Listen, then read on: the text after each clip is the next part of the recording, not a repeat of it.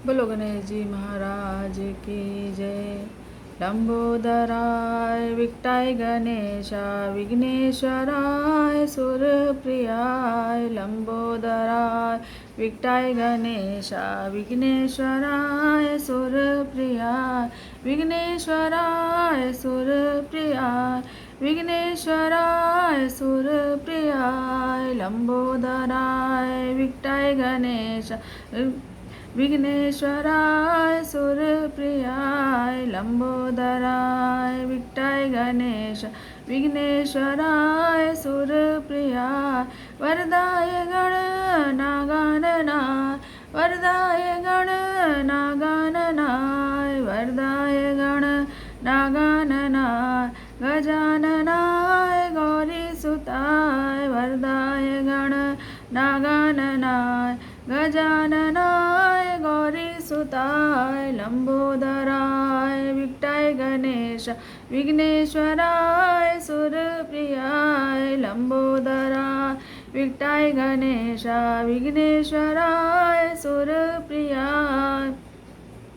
नमो गण गण गणनाथाय नमो गण गण गणनाथाय नमो गण गण गणनाथाय नमो गण गण गणनाथाय नमो गण गण गणनाथाय नमो गण गण गणनाथाय नमो गण गण गणनाथाय नमो गण गण गणनाथाय नमो गण गण गणनाथाय नमो गण गण गणनाथाय। बोलो गणेश जी महाराज की जय।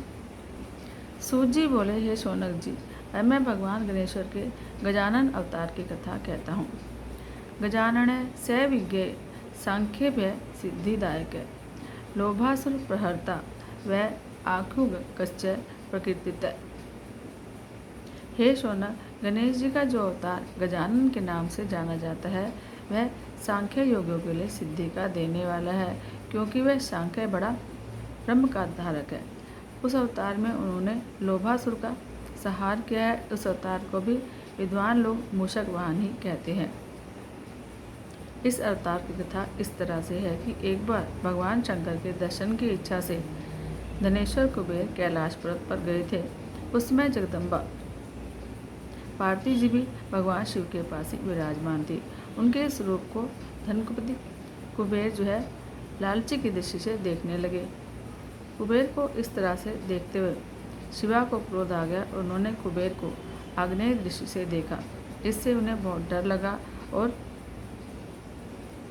कुबेर से लोभ नामक एक भयंकर असुर की उत्पत्ति हुई, जो कि जन्म से ही अत्यंत पराक्रमी और क्रूर था। उसने कुबेर से पूछा कि मैं कहाँ रहूँ। वे बोले, तुम शुक्राचार्य के पास जाओ, वे तुम्हारी व्यवस्था करेंगे। तो वह शुक्राचार्य के पास जाकर बोला कि मुझे धनेश्वर ने आपकी सेवा में आने को बोला है। मैं उनका पुत्र लोभ हूँ, आप मुझ पर कृपा कीजिए। आचार्य बोले कि तुम भगवान शंकर को प्रसन्न करने में समर्थ हो, उन्हीं के द्वारा तुम्हारा कल्याण होगा। उन्हें प्रणाम करके लोभासुर निर्जन वन में गया और स्वच्छ जल में स्नान कर शुद्ध वस्त्र पहनकर शुक्राचार्य की बताई विधि के अनुसार भस्म धारण की और भगवान त्रिपुरारी के ध्यान में पंचाक्षरी मंत्र का जाप करने लगा। इस प्रकार बहुत काल तक निराहार रहकर तपस्या करता रहा। उसका शरीर वाल्मीकि हो गया। जब उसकी तपस्या पूरी हुई तब भगवान प्रकट होकर बोले, वत्स वर मांगो। लोभासुर ने प्रणाम किया और स्तुति करने के बाद बोला, मुझे त्रिलोकी का राज्य दीजिए और सब जगह निर्भय बना दीजिए। भगवान शंकर ने उसे इच्छित वरदान दिया और अंतर्ध्यान हो गए। लोभासुर प्रसन्न मन से अपने अभ्युदय के प्रयत्न आरंभ किए। उसने बहुत से असुरों के साथ मिलकर उन्हें अपने पक्ष में खड़ा किया और फिर दैत्य सेना इकट्ठी करके पृथ्वी पर जय के लिए चल दिया। एक एक करके उसने सभी राजाओं को हराकर धरती पर अपना साम्राज्य बनाया। इस बीच लोभासुर ने असुरों की सेना इकट्ठी कर ली थी। उसकी शक्ति को देखकर उसने देवलोक पर आक्रमण कर दिया।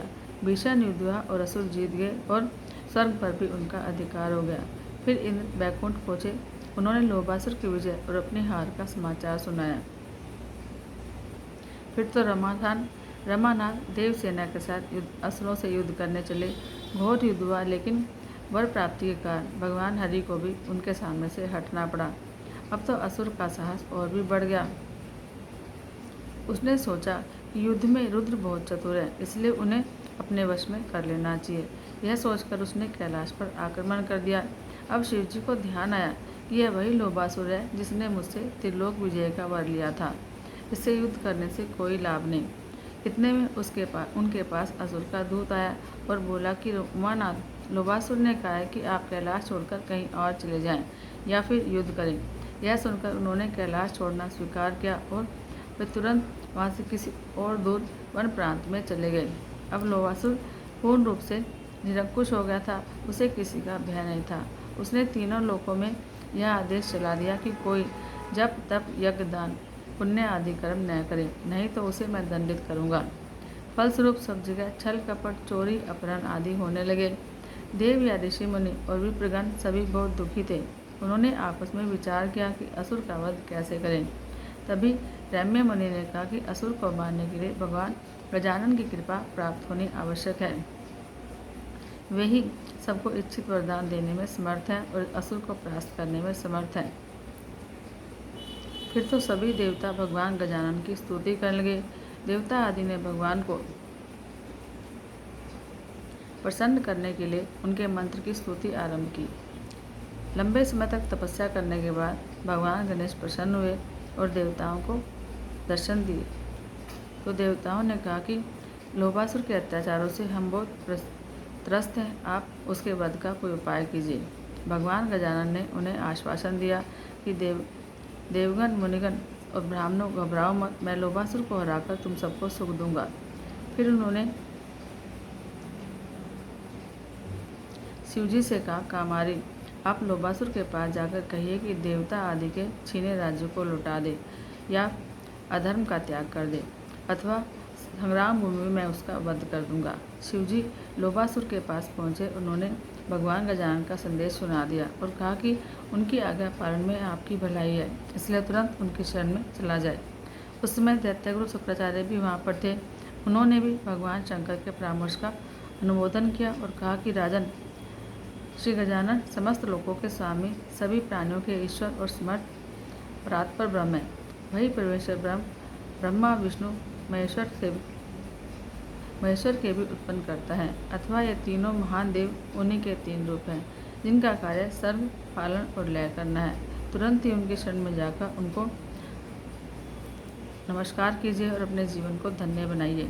लोबासुर समझ गया कि परम प्रभु भगवान की शरण लेने में मेरा कल्याण है, इसलिए वह तुरंत ही शिवजी के साथ उनके शरण में गया और उनके चरणों में पड़कर अपने कुकृत्यों की क्षमा मांगी। यह देखकर भगवान ने उन्हें क्षमा कर दिया। सभी देवता, ऋषि मुनि और ब्राह्मणों के समाज उनके स्मार्ग पर आने से बहुत प्रसन्न हुए। सब जगह भगवान गजानन का जय जयकार गूंज उठा और संसार में सुख शांति छा गई। बोलो गणेश जी महाराज की जय।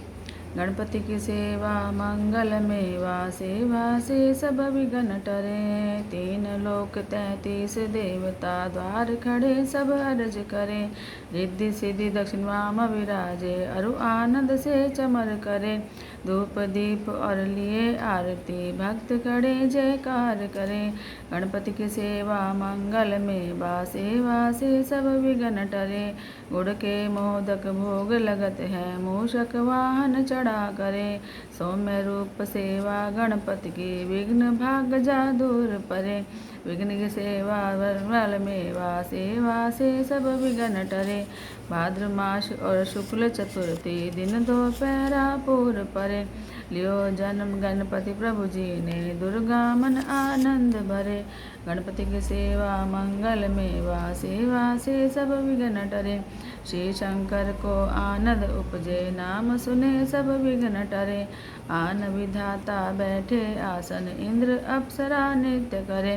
गणपति की सेवा मंगल मेवा, सेवा से सब विघ्न टरे। देखत वेद ब्रह्मा जी जाको, विघ्न विनाशन नाम धरे। एक दंत गजवदन विनायक, त्रिनयन रूप अनूप धरे। गणपति की सेवा मंगल मेवा, सेवा से सब विघ्न टरे।